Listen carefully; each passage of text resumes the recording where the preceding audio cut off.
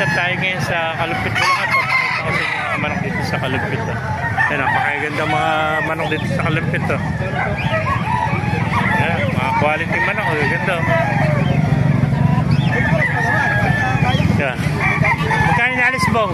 Bibigay ko lang 3.5, dalawa. Oh, dalawa, 3.5 na, package. Ano ba linyada niyan? Ano linyada? Hatch. Hatch na white hatch, 3.5, dalawa. Ilang buwan na yan? Going 8 na to. Oh, 8 buwan na, magwa 8 buwan. Ayan, dalawa na yan, 3.5. Mabait naman yun. 3.5, dalawa.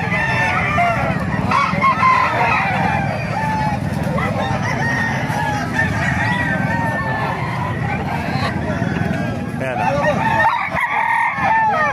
Kaya pa kaibigan, magkano inalis yung manok mo? 3,000. Ano ba linyada ng manok mo? Kaibigan. White Kelso. White. Red Kelso, no? Hatch.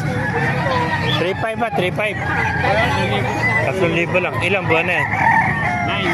9 months. 3,000 lang mga master. 9 months.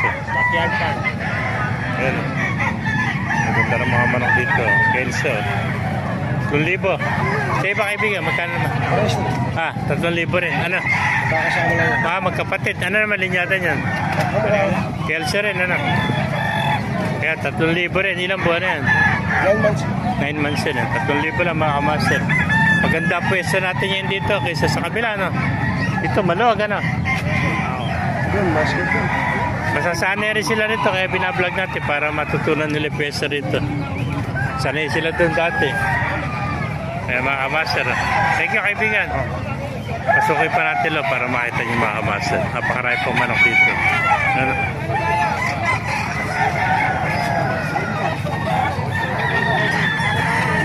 Ganda ng gulay, oh. Yung ba, na-i-vlog ko na ba yung manok mo? Kanina, hinin. I-save pa natin ito para makakita pa tayo ng magandang manok dito mga master.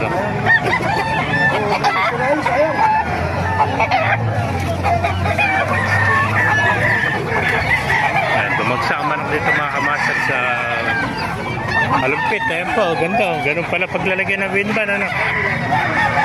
Ganda. Gandang hene, ano? Ay, nabili mo, binibenta. Binibenta na, binibenta. Magkano inaalis? 3.5. 3.5, ano? Napakaganda. Ilang buwan na yan? Siyam. 9 months, so 3.5, oh. Gandang hene. Ano, pinalagay mo windban? Wala po.